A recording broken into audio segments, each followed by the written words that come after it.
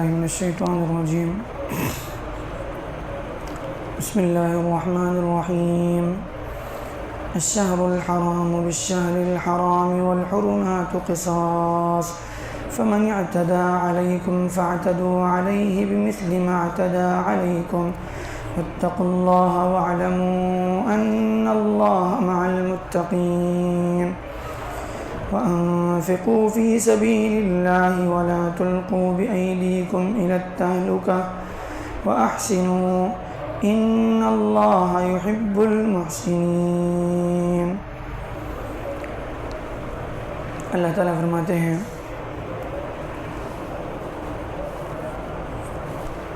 حرام مہینے کا بدلہ حرام مہینہ ہی ہے، اور حرمتوں کے لحاظ کے اعتبار سے ہی کیا جائے گا. حرمتوں کے لحاظ کے اعتبار میں یعنی دونوں برابر ہوں گے. مطلب سب سے پہلے حرام مہینہ یعنی وہ مہینے جو حرمت کے مہینے کہلائے جاتے ہیں، جیسے ذی قعدہ، ذی الحجہ اور محرم اور رجب. یہ 4 مہینے وہ ہیں جو حرمت کے مہینے سمجھے جاتے ہیں، اس کا لحاظ کیا جاتا ہے. حضرت ابراہیم علیہ السلام کے زمانے سے ان مہینوں کا احترام کیا جاتا ہے. ذی قعدہ، ذی الحجہ اور محرم کے جو مہینے ہیں وہ چونکہ ان مہینوں میں حج کا سفر جو ہے وہ ہوا کرتا تھا، اس لیے ان مہینوں میں عرب جو ہے دوسرے مہینوں میں جس طرح سے لڑائیاں وغیرہ کرتے تھے، اس میں بڑا جو ہے یہ ساری چیزیں بند رہتی تھی. آپس میں لڑائی جھگڑے فسادات یہ سب نہیں ہوتے تھے. ان مہینوں میں خاص طور پر جو ہے اس کا یعنی بہت زیادہ لحاظ کرتے تھے. اور ایسے ہی رجب کا مہینہ، اس میں جو ہے عمرہ وغیرہ کے لیے لوگ اکثر آتے تھے، تو عمرہ کے لیے وہ مہینہ خاص تھا. اس کے لیے جو ہے ان مہینوں میں جو ہے عرب دوسری برائیاں، لڑائیاں، جھگڑے وغیرہ نہیں کرتے تھے. تو اسلام کے آنے کے بعد بھی اس کو برقرار رکھا گیا. اس کی حرمت، اس کا احترام، اس کو اپنی جگہ پر جو ہے اس کے رکھنے کا حکم بھی دیا گیا. لیکن یہ ہے کہ اگر خدا نخواستہ اس مہینے میں اگر دشمنوں کی طرف سے کوئی جو ہے یعنی اس کی بے حرمتی ہوتی ہے، یعنی ان مہینوں میں بھی اگر جنگ جو ہے شروع کی جاتی ہے تو کیا ہوگا؟ مطلب دشمنوں کی طرف سے اگر حملہ ہو گیا تو کیا اس مہینے میں جو ہے کوئی جوابی کارروائی بھی نہیں ہوگی؟ وہ کہا جا رہا ہے نہیں.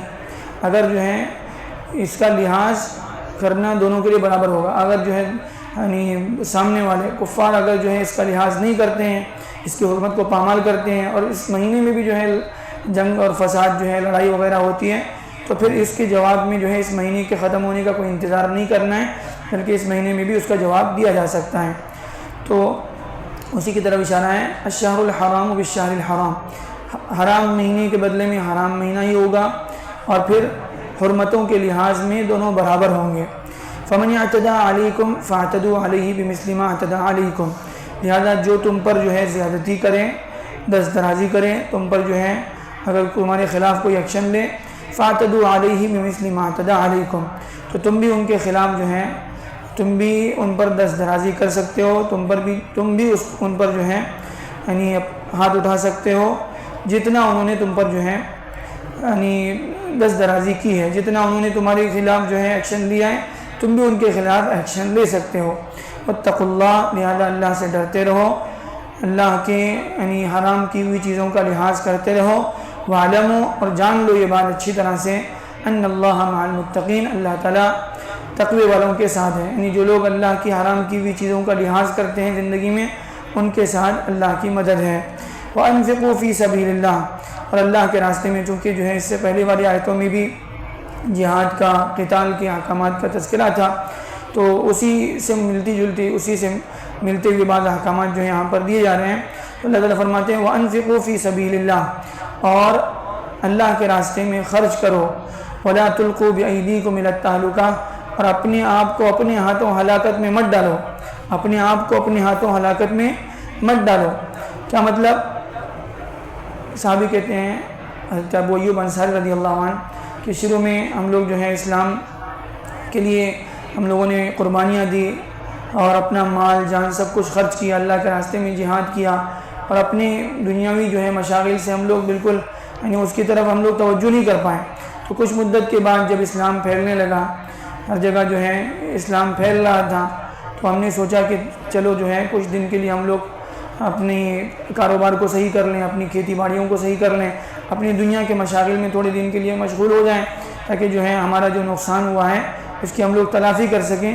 تو اس موقع پر یہ آیت اتری ہمارے بارے میں، صحابی کہتے ہیں ہمارے انصار کے بارے میں، ہم لوگوں نے یہ سوچا تھا کہ کچھ دن جو ہے تھوڑا سا اپنی دنیا کو صحیح کر لیں، تو اللہ کی طرف سے آیت اتری وَلَا تُلْقُوا بِأَيْدِيكُمْ إِلَى التَّهْلُكَةِ کہ اپنے آپ کو اپنے ہلاکت میں مت ڈالو، یعنی دنیا کی طرف جو ہے اس طرح سے یعنی دین کے تقاضوں کو چھوڑ کر دنیا کے تقاضوں کے پیچھے پڑ جائیں، تو یہ اپنے آپ کو اپنے ہاتھوں ہلاکت میں ڈالنا ہے۔ تو اللہ تعالیٰ کہہ رہے ہیں وَأَنفِقُوا فِي سَبِيلِ اللَّهِ اللہ کے راستے میں خرچ کرتے رہو، اللہ کے راستے میں، اللہ کے دین کے لیے جو اگر تمہارا مال جان کچھ لگ رہا ہے اس کو اپنی یعنی یہ مت سمجھو کہ یہ ضائع ہو رہا ہے، بلکہ یہ اللہ کے پاس محفوظ ہو رہا ہے۔ اگر اس کے برخلاف اگر دین کے تقاضوں کو چھوڑ کر دنیا کے تقاضوں کی طرف تم جو ہے متوجہ ہو جاؤ گے تو یہ ایسے ہی ہے جیسے تم اپنے ہاتھوں سے اپنے آپ کو ہلاکت میں ڈال رہے ہو۔ وَأَحْسِنُوا اور احسان کا برتاؤ کرو، یعنی ہر کام کو بھلے طریقے پر پوری جو ہے یعنی اس کو جتنا بہتر سے بہتر انداز میں کوئی کام انجام دیا جا سکتا ہے، اس کے لیے احسان کا لفظ عربی میں استعمال ہوتا ہے۔ ایک اردو کا احسان ہوتا ہے کسی پر جو ہے احسان کرنا، یعنی کسی کے ساتھ اچھا سلوک کرنا، وہ بھی اس میں شامل ہے۔ اس کے علاوہ ہر کام جو اللہ کے احکامات ہے اس کو بہتر سے بہتر طریقے پر انجام دینے کی کوشش کرو۔ اور یہ حکم جو ہے والدین کے ساتھ بھی قرآن مجید میں جگہ جگہ پر استعمال ہوا ہے کہ والدین کے ساتھ احسان کا برتاؤ کرو، رشتہ داروں کے ساتھ احسان کا برتاؤ کرو، پڑوسیوں کے ساتھ اٹھنے بیٹھنے والوں کے ساتھ، ہر ایک کے ساتھ احسان کا برتاؤ کرو۔ ان اللہ یحب المحسنین اللہ تعالیٰ احسان کرنے والوں کو پسند کرتا ہے۔ اللہ تعالیٰ عنایتوں سے صحیح سبب بنانا